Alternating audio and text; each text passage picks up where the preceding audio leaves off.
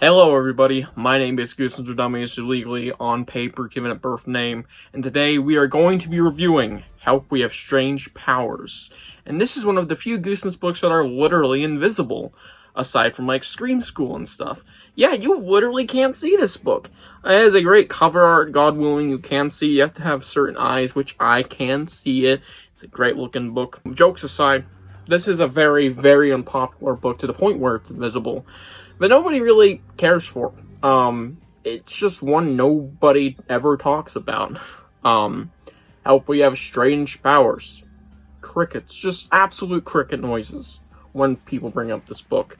Which is never.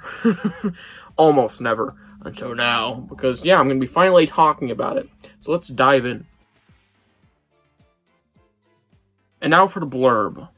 A penny for your thoughts? Keep a cool head. Jillian and Jackson freak out when they suddenly can read people's thoughts, but the trick turns to terror when the twins are stalked by a strange scientist who wants to know exactly what's on their minds. Will the twins ever lead normal lives again? Shady lady. Not in Horrorland they won't. There are free meals, free games, and free falls down the doom slide. Someone's watching to every step. But is she friend or foe? I don't know. This is one of the most filler books I have ever read. Alright.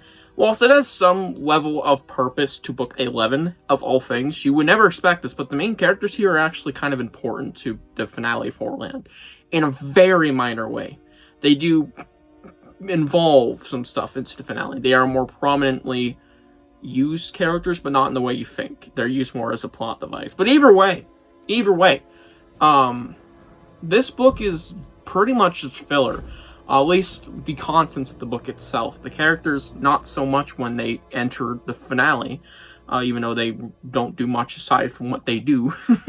But, without spoiling what happens in those two books, 11 and 12, this book itself is just obviously filler. And not in a great way either. It's not good filler. It's just fine filler. It's fine filler as hell.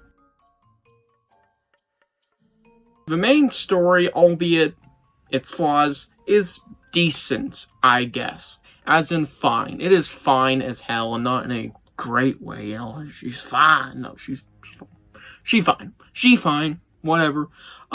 This story didn't do much for me, but what it was able to do was, it was fine. There were some interesting ideas, or rather one big idea, involving a certain agency that involves maybe not having certain kids like the main characters around, leaving it vague enough. Mind readers and stuff, powers, big fucking whoop. Yeah, it's a pretty interesting idea in there. The main characters are actually pretty decent. There's a few nice jokes in here. When I think of this book, there's one thing that always comes to mind, and it's the moment where the main character, the girl, is walking down the hallway in her school, and this kid randomly calls her hot, but not literally, like, out loud. She reads his mind, and he's like, she's hot. Like, what the fuck? Yeah. There's some good comedy in here, and there's some decent writing, as per usual. It is a Stine book. Stine books are usually really good in writing, for the most part, of course. And yeah, it's fine. This concept is fine. The characters are pretty good. There's a twist involving some other characters that is pretty good as well.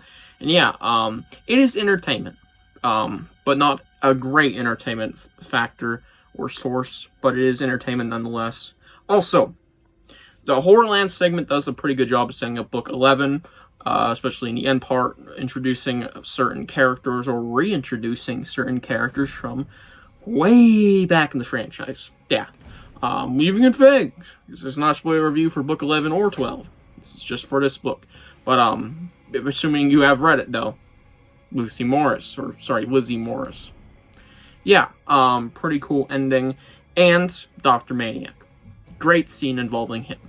And yeah, overall, this book was fine, but it had some issues that don't make it much better than fine. This book is majorly held back by how boring it is, and just how much I didn't care for it. Tying into the filler feeling of this book, this is clearly just trying to get to the finale, alright? Trying to round out this even first 10 books, introducing all these characters that will be used in the finale, albeit some of them, like, almost entirely absent, because some of them are, like, not important at all, could have been cut completely. Yeah, there's books in this series that mean nothing, and this is just one of those who barely mean anything, and honestly, that's almost worse in a way, because it's like, oh, why? Why even try? Yeah, this one is boring as hell. Especially in the main story, which ties into, I was just not there for it. I didn't really enjoy this story, aside from its upsides, very few of them. The main story is not bad, it's just not interesting almost at all, besides the agency idea of these people who don't want these mind readers and powers and whatever, flying abilities and other strange abilities, telekinesis, whatever abilities. They don't want them to have it. They normalize human beings instead of people with superpowers. And that was like cool, and that was it. Yeah, really just not for this story. It didn't do much for me, even with the twist. And might I mention, the characters involving in the twist, they're ass. I mean, borderline ass. I don't think they're terrible, and I think the twist redeems them of being just unlikable, pointless bullshit. But they are gross. Like, I don't want to describe it, but there's some body humor involving them, and it's not funny. It comes off very gross, and you can tell that was sort of the point, but it's not working. It's not good, especially in this already boring and not interesting story. So yeah, also the Horrorland segment, it takes a minute to get going. I think the first half of it is boring. It goes down the Doomslide, and pretty sure we've all read the Doomslide before, so we know how it works. Pick one of the slides, slide forever, and it's usually that one that we pick in these books. Always, almost every time. Of course, it's not forever, it just takes like 30 minutes. Yeah. And yeah, really fine. But like I said, it's just boring. And the concept, whilst good, it's just not, I'm not there for it, honestly. It doesn't intrigue me, like, at all. So yeah. And now for my rating. 6.5 out of 10. Seriously, not a lot to be said about Help, We Have Strange Powers. Help, we have strange powers.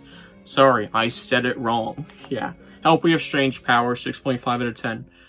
Yeah, this is a book that exists, and I completely see why nobody talks about it. And I believe people don't like this book either, so that might also tie into why it's not talked about, is because people don't really like this one, but not enough to talk about it, because they don't hate it more than, like, Barking Ghost or Weird Halloween.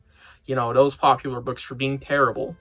So yeah, Invisible, and deservingly so. Almost. It isn't terrible, like I said. 6.5 out of 10, it's fine. Hella fine. If you have actually read this book, tell me, and leave your thoughts down below. See you guys in the next one. Bye.